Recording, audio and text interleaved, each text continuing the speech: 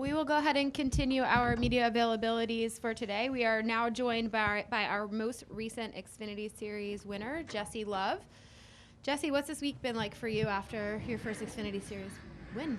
Yeah, it's been good. Definitely really busy, doing a lot of media stuff, and obviously first time win, but also Dash for Cash. A lot of media comes with that. So balancing that, but also making sure I get my prep done for Dover, place that I've been to before, but drives a lot different in the cars on the racetrack right now than what I'm going to be driving today. So just kind of separating the two a little bit in my own head, but at the same time, I feel like we're in a pretty good spot. And what's the opportunity to win a 100K mean to you, the team?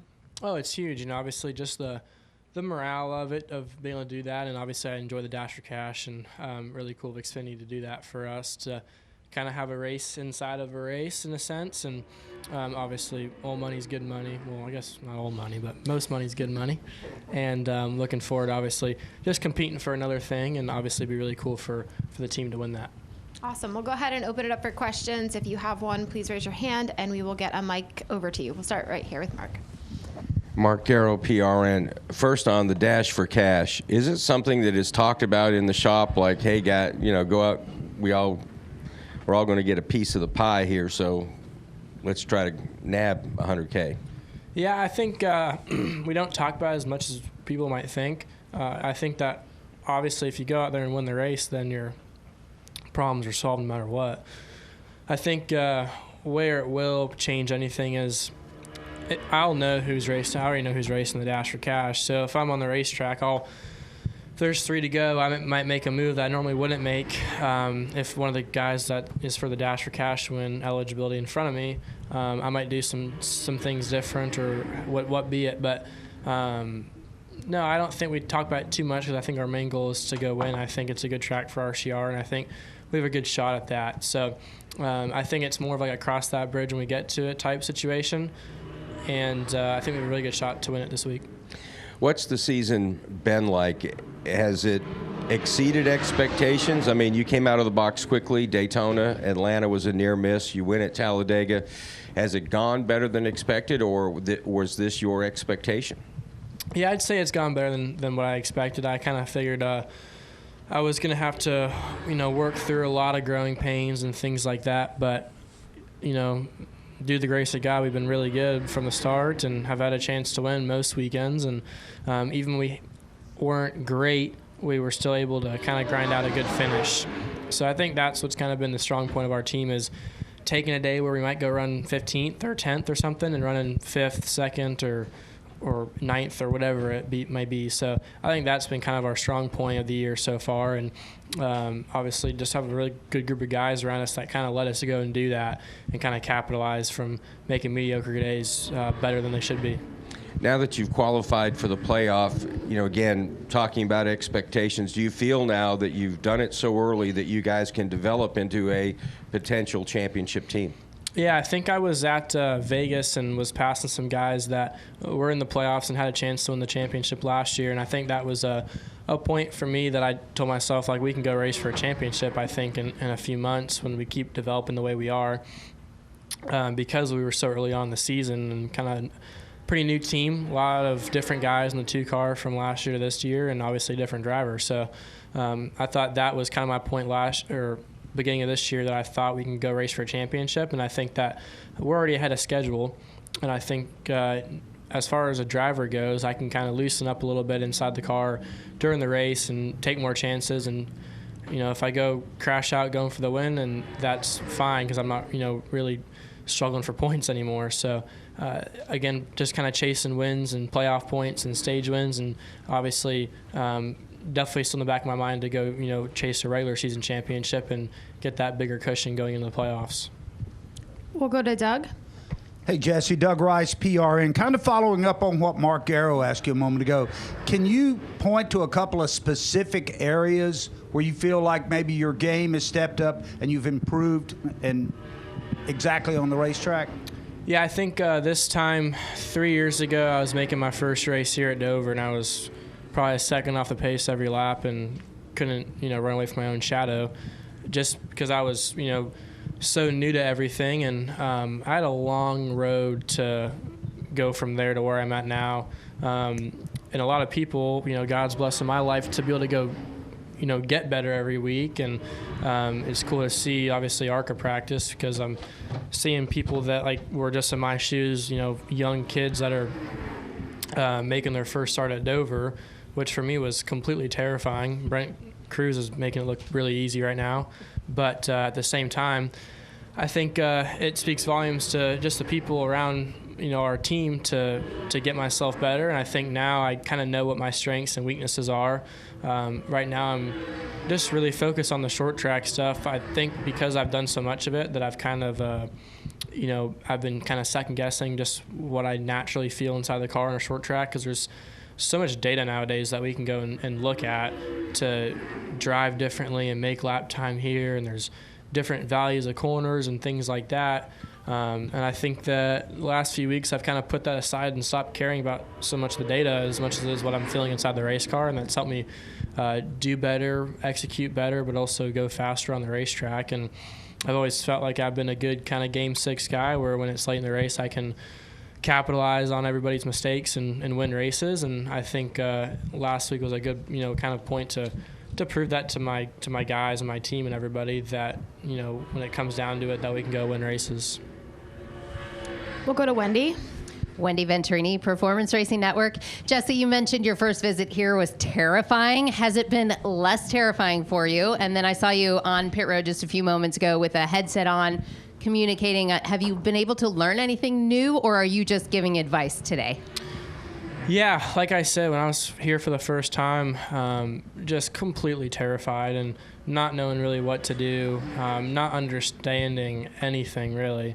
Now I don't have any much fear inside the car. I feel like I'm really confident and have a lot of courage inside the car to go drive really hard and unload off the truck really fast. And that's been a big advantage to us this year, where we can unload fast and then not have to feel like we're behind the 8 ball much. So like I kind of said, just helping Brent out. He's one of my best friends, and seeing how fast he is. I think me and Corey Heim were talking about it on the pit box. It kind of goes back to, I think, VMS having me and Corey there a little bit with their younger guys, because we're all kind of friends with them, and we kind of tell them it's going to be terrifying and you're just going to deal with it, and here's kind of how you walk through that fear when you're 15, 16 years old.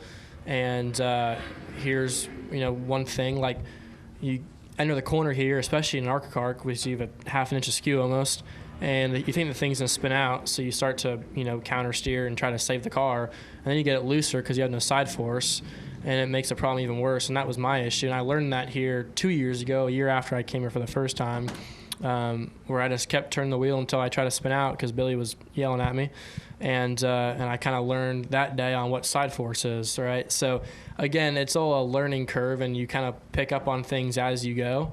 And I feel like that's been one of my strong suits, is this racetrack, because I feel like I started off so bad that I've been able to learn so much in the process of getting better. We'll go to Bob. Bob Pockris, Fox Sports. So walking into the garage today, do you feel any less pressure or any less angst or anything now that you have a win? Yeah, absolutely I do.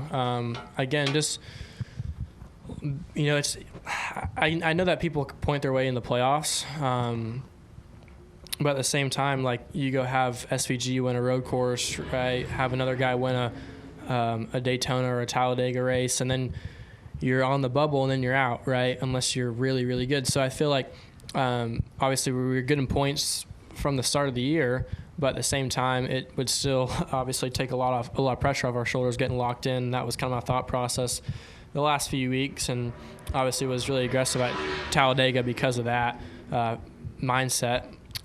So yeah, I'm definitely have less pressure on my shoulders, I feel like, but at the same time, I feel like I can drive a little bit more aggressive now that I'm not locked in, or that I am locked in, because I can kind of, again, like I said earlier, crash out, trying to win the race. That's fine now because I'm locked in the playoffs. Now I can kind of go chase race wins and try to just build up, I guess, that resume when you're trying to move up in the series in the world. At the same time, you still have to keep in mind, if you can go win the regular season championship, and I think that we're in an okay spot to do that right now, and we just got to keep chipping away at it and keep trying to get better, because there are some tracks that we struggle a little bit on, but I think that we're all closing in and making everything a lot more even across the board. I mean, is there any part of it that, like, take the playoffs out of it? I mean, just the fact that you won a race in the series. No, absolutely. I mean, again, the biggest thing for me, obviously, making a big jump from ARCA. I was in a phenomenal race car, had a really good crew chief, and it is, not as hard as the Xfinity Series. So there was a point that I had to prove to myself that I can win at this level, and I think to my guys as well, and to the general public too. And I think just going out there and being able to win races is a big plus when you're trying to move up, like I said.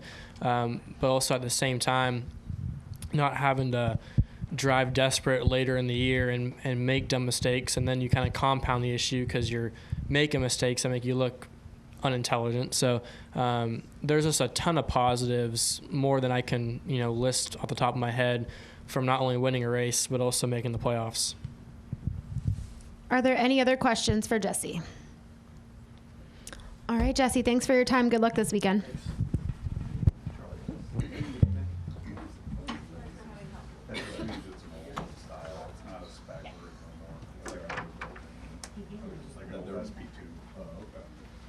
All right, my man.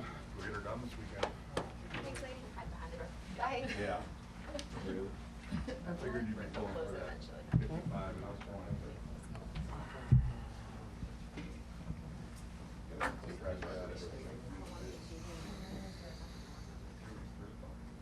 I tell you what, if you stand down, you walk across bridge over here, just stay there right there. You see the exit speed is just crazy. I mean, the straightaway starts over here, way over here. I know, she's coming. Back end's constantly like dance. All right, we will continue our media availabilities with Riley Herbst, driver of the 98 Ford for Stewart Haas Racing. Riley, you have an opportunity to race for $100,000 this weekend. How you gonna do that? Yeah, that's cool. I'm excited for the opportunity. I obviously have been a big fan of this racetrack ever since I was a kid, and I think the opportunity to win miles is almost as big as it is to win 100,000. So both are on the line and ready to tackle both of them. We'll go ahead and open up for questions. If you have one, please raise your hand and we'll get a mic over to you. We'll start in the front here with Mark. Mark Garrow, PRN. I just asked Jesse Love this question. Do you guys talk about amongst the team winning $100,000 and either having a big old celebration afterwards, or everybody talk about getting their little piece of the pie? Not really. The biggest thing everybody asked me is how much the team's going to take off the top of it, and I kind of laugh because I don't really know that. But yeah, we're excited. It's a huge prize, obviously. It's an honor to be in this program, but the biggest thing for my mindset is try to get a miles. I've always been a fan of this racetrack, just for the trophy, for the fan aspect of me as a race fan, and always admired miles. So that'd be pretty cool. What has your season been like? You ended last year on, straight high, and there's been a little bit of a rocky road here in the beginning of this year for you. How do you look at the beginning of the season? I think it's been categorically up and down, to say the least. I think we've had top 5 speed at every single racetrack we've gone to, except for probably Coda, was pretty dismal. So once we washed that away, I felt like we've been in the top 5 and have gotten stage points, top 5 stage points at every racetrack, and just made kind of silly mistakes to finish out the races and haven't got good finishes. But I feel like we're kind of flipped that script now, and hopefully we can continue that and head on here to Dover. Do we have additional questions for Riley? Perfect. All right, Riley. Good luck. Okay, Mark. Any pressure from the Ford camp to, somebody win, anybody win? I was expecting a Haley Deegan question, but yeah, we're pretty amped up to get a first National Series win from Ford, and just to get the first win for them would be pretty cool. All right, Riley. Thank you for your time. Good luck this weekend. All right, go ahead and answer the Haley Deegan question. There was nothing to answer. I mean, I feel like I've watched it. I've heard everybody's opinions. I just don't understand. Am I not allowed to pass people on a green-white checkered? It's just kind of baffling to me a little bit. I mean, we finished second, so I don't think if I would have pushed her, I had a better opportunity to win. The only opportunity we really had to win would be Jesse to run out of fuel, which I thought he was going to. But other than that, I mean, if you look on the lap, I did the same thing to the 21 car through 3 and 4. So it just wasn't really her. Thanks, Riley. Yeah, man, you asked it yourself. Yeah. Go get it. Yes. I didn't get it in the store. No, you're fine. You're fine. Yeah. You're all good. It's okay.